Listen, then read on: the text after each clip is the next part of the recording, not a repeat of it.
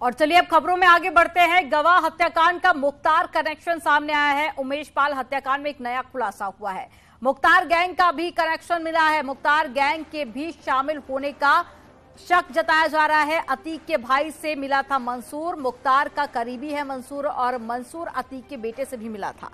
अलग अलग जेल में मुलाकात की है। प्रयागराज में अली अहमद से मुलाकात हुई, बरेली जेल में अशरफ से भी मुलाकात की और एसटीएफ ने जेल प्रशासन से जानकारी मांगी है। मुख्तार के कई करीबी रडार पर हैं, तो मुख्तार अतीक भी करीबी रह चुके हैं।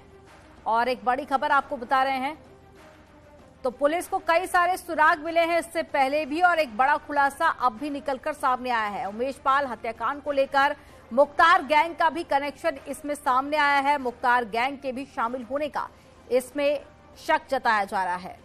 और साथ ही आपको बता दें कि अतीक के भाई से मंसूर मिला था और मुख्तार का करीबी माना जाता है मंसूर, और मंसूर अतीक के बेटे से भी मिला था। अभी तक अतीक अहमद के शामिल होने की जानकारी मिली थी, और अब जानकारी ये भी मिल रही है कि मुख्तार भी इस पूरे हत्याकांड में शामिल है, क्योंकि मुख्तार का करीबी मंसूर, जो कि अतीक अहमद के बेटे से मिला था और अलग अलग जेल में जाकर मुलाकात भी की है। प्रयागराज में अली अहमद से मुलाकात हुई है और बरेली जेल में अशरफ से मुलाकात हुई है। तो एसटीएफ ने जेल प्रशासन से जानकारी मांगी है। मुख्तार के कई करीबी रडार पर हैं इस वक्त, और मुख्तार अतीक भी करीबी रह चुके हैं। और ज्यादा जानकारी के साथ में सर्वेश दुबे फोन लाइव जुड़ गए हैं। सर्वेश, पहले अतीक अहमद का नाम सामने आया था, जिसके बाद अब जो शक की सुई है वो मुख्तार पर भी आ गई है। कुछ और भी नाम निकलकर सामने आ रहे हैं जिसमें पूरे हत्याकांड में शामिल होने की बात कही गई है। पुलिस की जांच कहां तक पहुंची और कौन कौन से नाम इस पूरे मामले में सामने आए?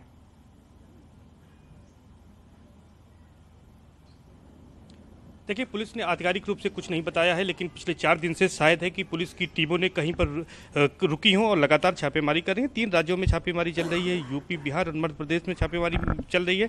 और जहां जहां भी पुलिस को इस बात की जानकारी मिलती है, एसटीएफ और क्राइम ब्रांच की टीमें लगातार छापेमारी कर रही हैं। लेकिन सबसे बड़ी बात है कि जिस तरह से अतीक अहमद का नाम आया था इसमें सामने, और अतीक अहमद की पूरी फैमिली इसमें नेम्ड की गई है पूरे मामले में FIR में, उसके बाद अब जो मुख्तार अंसारी का कनेक्शन आया है उसमें ये बात सामने आई है कि मंसूर नाम का एक गुर्गा है जो कि जेल जाकर अशरफ से बरेली में जो मिला था, और अतीक अहमद के दूसरे बेटे वो उससे भी मिला था, वो अली अहमद नाम है उसका। और दोनों से मुलाकात के बाद अब एसटीएफ को जब जानकारी मिली तो एसटीएफ ने दोनों जेलों से, बरेली और डनी सेंट्रल जेल से, उसका डिटेल मांगा है कि मंसूर ने कब मुलाकात की थी।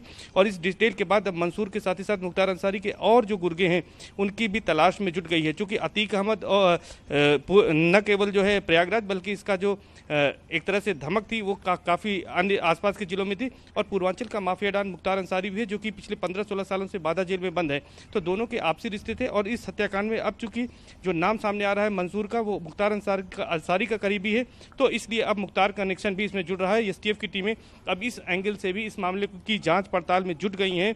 और इसके साथ साथ अब जेल से जो जानकारी मांगी जा रही है कि आखिर मंसूर कब जाकर मिला था, इसके बारे में डिटेल आने के बाद और मंसूर की भी तलाश में एसटीएफ की टीमें लग गई हैं। और इसके अलावा मुख्तार अंसारी के जो अन्य गुर्गे हैं उनकी तलाश में भी पुलिस की टीमें लगी हैं, एसटीएफ की टीमें लग गई हैं। और इस कनेक्शन के सामने आने के बाद जो ये हत्याकांड है इसकी दिशा कुछ दूसरी ओर भी जा सकती है। यानी ये माना जा रहा है कि न केवल इसमें अतीक गैंग शामिल था, बल्कि मुख्तार अंसारी का भी गैंग शामिल था। और इसको सुनियोजित तरीके से बिल्कुल एक तरह से जो प्रशिक्षित हमलावर थे उन्होंने इस पूरी घटना को अंजाम दिया था। और जिस तरह से हमलावर आए थे तमाम हमलावर आइडेंटिफाई। ठीक है सर्वेश, आप बने रहिएगा। धारा सिंह भी फोन लाइन पर हमारे साथ में जुड़ गए हैं। धारा का रुख कर लेते हैं। धारा, ये बताइए, हर दिन हम देख रहे हैं पूरे मामले को लेकर नए नए खुलासे हो रहे हैं, आपके पास क्या अपडेट है पूरे मामले को लेकर? क्योंकि अब मुख्तार का नाम भी सामने आया है, कुछ और भी नाम है जो निकलकर पूरे मामले में सामने आ रहे हैं, और साथ ही जांच का एंगल भी अब लगभग बदला गया है, क्योंकि कुछ और भी कारण निकलकर सामने आ रहे हैं जिसके चलते इस पूरे हत्याकांड को अंजाम दिया गया है। इस बीच आपके पास क्या अपडेट है?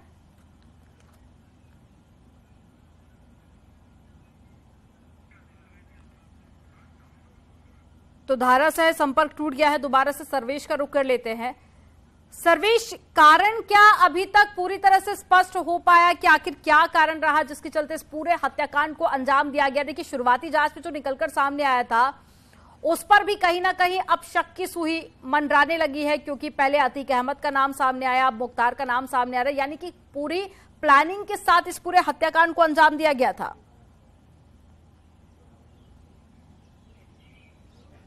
देखिए, मोटिव बिल्कुल साफ है। 25 जनवरी 2005 को तत्कालीन बसपा विधायक राजू पाल का हत्याकांड होता है और उसमें एक ही चश्मदीद गवाह थे और वो थे उमेश पाल। उमेश पाल का 2007 में अपहरण किया गया था और उस मामले में भी धूमनगंज थाने में एफआईआर थी और उसमें भी नेम्ड वही मुलजिम बनाए गए थे जो कि अतीक अहमद और अशरफ थे। इसके अलावा अन्य लोग थे, तो दोनों में सेम थे। और राजू पाल हत्याकांड की अगर बात करें तो लखनऊ सीबीआई कोर्ट में यह मामला चल रहा है और ट्रायल में है, लगभग फाइनल स्टेज में है। इसमें उमेश पाल की गवाही हो चुकी थी, लेकिन जो उमेश पाल के अपहरण का मामला था, ये मामला प्रयागराज में एमपी एमएलए कोर्ट में चल रहा था और इस मामले में अभियोजन पक्ष की कार्रवाई पूरी हो गई थी और जो बचाव पक्ष था, डिफेंस था, उसकी वहाँ पर जो जवाब था वो दिया जा रहा था। तो कुल मिलाकर इस मामले में अगर किसी को खतरा था तो वो अतीक अहमद और अशरफ को था। तो इसलिए इसका मोटिव तो बहुत साफ है कि अतीक अहमद का नाम इसीलिए सबसे पहले आया क्योंकि अगर किसी की दुश्मनी थी, कोई अदावत थी, तो वो सिर्फ और सिर्फ अतीक अहमद एंड कंपनी से थे। और इसी वजह से शायद कि पुलिस ने भी इसकी समीक्षा करते हुए गवाह को 2 सरकारी गनर दिए थे और इस हमले में एक सरकारी गनर संदीप निषाद की भी मौत हो चुकी है। तो कुल मिलाकर ये कह सकते हैं कि मोटिव बिल्कुल साफ है। मोटिव यही था कि रास्ते से हटाना ताकि जो केस है उस केस की लड़ाई को कमजोर किया जा सके और जो आरोपी है इसमें अतीक अहमद, उनके भाई अशरफ और अन्य आरोपी को साफ तौर पर बचाया जा सके। क्या इस पूरे हत्याकांड में भूमिका रही है, ये कहीं अभी तक जांच में स्पष्ट हो पाया है? देखिए, मैं आपको बताऊं, देखिए जो भी पूर्वांचल के माफिया हैं उनमें मुख्तार अंसारी और अतीक अहमद 2 बड़े नाम हैं। समय समय पर ये जेलों में रहकर भी ऐसी बड़ी वारदातें करते रहते हैं ताकि इनके नाम का सिक्का चलता रहे और उनका नाम उछलने पर इनको खुशी होती है एक तरह से और उनके नाम पर आगे भी जो है उनका साम्राज्य फैला रहे, इसलिए ऐसी वारदातों को अंजाम देते हैं। तो हो सकता है कि इसके पीछे सिर्फ मोटिव ये हो कि पिछले 15-16 सालों से मुख्तार अंसारी जेल में है और इधर कोई बड़ी घटना उन्होंने नहीं की, तो एक बड़ी घटना में उनका नाम आने से एक बार फिर से लोग उनको जानेंगे, उनके नाम का दहशत होगा और तमाम जो उनके गुर्गे हैं उनके नाम पर अवैध वसूली करेंगे, ठेके टेंडर तमाम चीजें। हालांकि योगी सरकार ने माफियाओं के खिलाफ बड़ा एक्शन लिया है, खुद मुख्तार अंसारी के खिलाफ बड़ी कार्रवाइयां की गई हैं, अतीक अहमद के खिलाफ कार्रवाई की गई है। अतीक अहमद की गैंग के खिलाफ 11 अरब की चोट की गई है, जिसमें से अकेले अतीक अहमद की करीब 6 अरब की संपत्ति पर चोट की गई है। 60 से ज्यादा इनके खिलाफ कार्रवाइयां की गई, जिनमें कुर्की की कार्रवाई और बुलडोजर की कार्रवाई शामिल है। लेकिन इसके बावजूद माफियाओं का जो एक ट्रेंड होता है, माफिया ये चाहते हैं कि उनके नाम की धमक बनी रहे, इसलिए बीच बीच में ऐसी कार्रवाई करते हैं। अभी कहां-कहां छापामार कार्रवाई पुलिस की तरफ से की गई है, क्योंकि एसटीएफ भी लगातार सपोर्ट कर रही है, उनकी तरफ से भी पूरे मामले को लेकर जांच पड़ताल जारी है। ऐसे में अभी कहां-कहां पर छापामार कार्रवाई की जा रही है प्रशासन की तरफ से? देखिए, मैं आपको बता दूं, कल न्यूज़ 18 ने सबसे पहले ब्रेक किया था कि कुछ जो हमलावर थे उनमें से प्रयागराज में ही लोगों के छिपे होने की जानकारी एसटीएफ को मिली थी और इसी आधार पर चकिया इलाके में, मरियाडीह इलाके में छापेमारी की गई थी और देर रात तक ये छापेमारी चलती रही है। और न्यूज़ 18 ने सबसे पहले एक्सक्लूसिवली उसको दिखाया भी था, जिसमें ज्वाइंट सीपी, इसके साथ डीसीपी सिटी और एडीसीपी क्राइम तमाम अधिकारी भी शामिल थे और एसटीएफ की टीम थी। हालांकि अभी तक कोई डिस्क्लोज नहीं किया गया है कि किसी को पकड़ा गया कि नहीं पकड़ा गया, लेकिन जो भी इनपुट मिल रहे हैं एसटीएफ को, उसके आधार पर लगातार कार्रवाइयां की जा रही हैं, छापेमारी की जा रही है। और यहां तक आपको बता दें कि प्रयागराज के साथ ही साथ यानी यूपी के साथ साथ बिहार का जो कनेक्शन है और जो मध्य प्रदेश का कनेक्शन है। ठीक है सर्वेश, आप नजर बनाए रखिएगा। तमाम जानकारी साझा करने के लिए बहुत शुक्रिया आपका। और चलिए रुक करते एक बड़ी खबर का, उमेश मर्डर केस से जुड़ी एक बड़ी खबर आपको बताते हैं। मुख्तार गैंग का कनेक्शन भी सामने आया है और पुलिस और साथ ही एसटीएफ ने शक जताया है, मुख्तार के करीबी हैं मंसूर, जो कि जेल में मिलने के लिए पहुंचा था। तो एक बड़ी खबर आपको बता रहे हैं और इसी से जुड़ी एक और बड़ी खबर आपको बताते हैं। उमेश मर्डर केस से जुड़ी एसटीएफ की रडार पर अशरफ का साला सद्दाम भी है, जेल से लिस्ट जारी की गई है।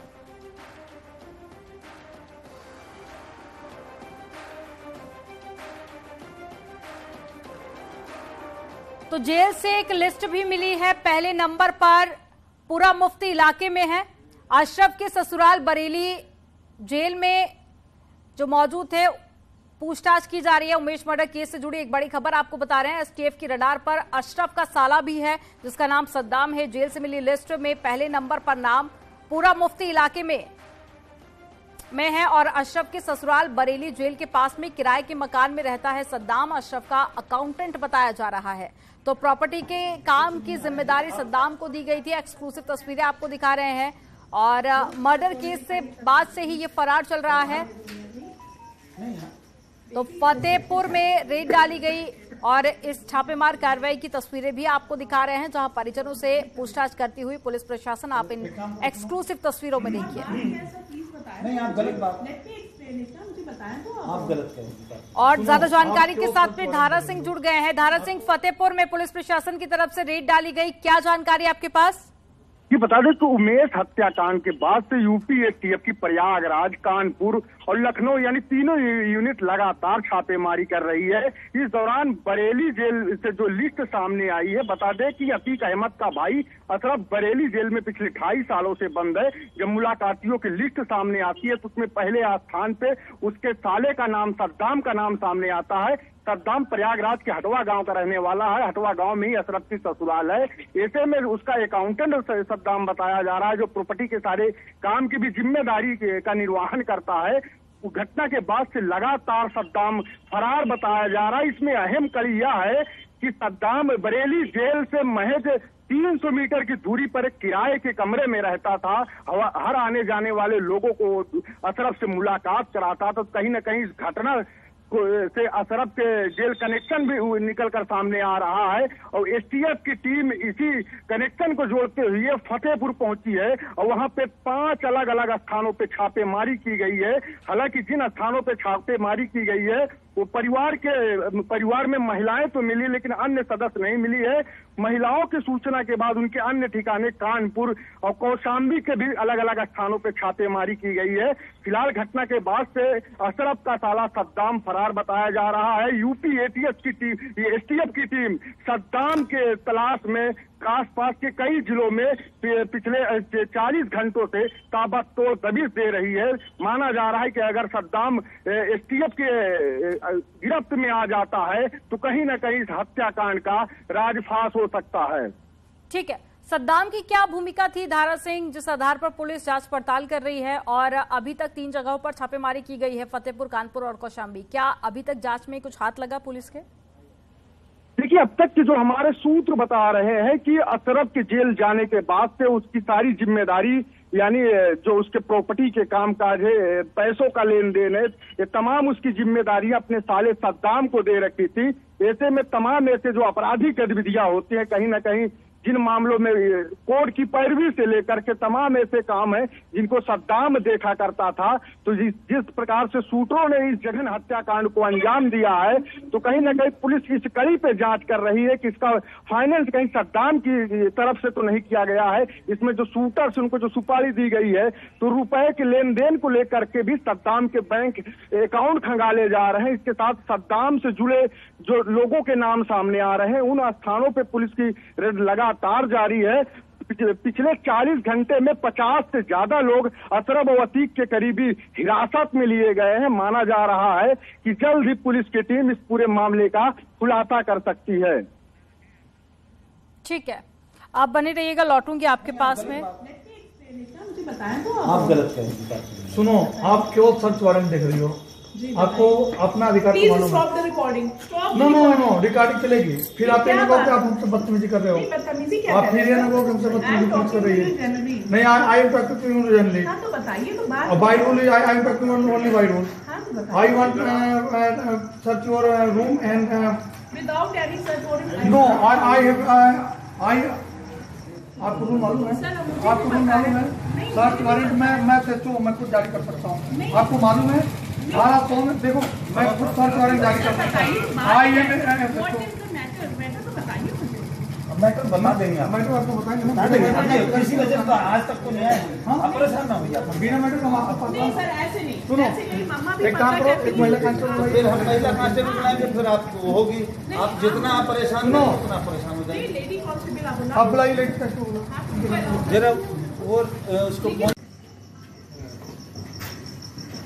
साथ में धारा सिंह हमारे साथ में जुड़े हुए हैं।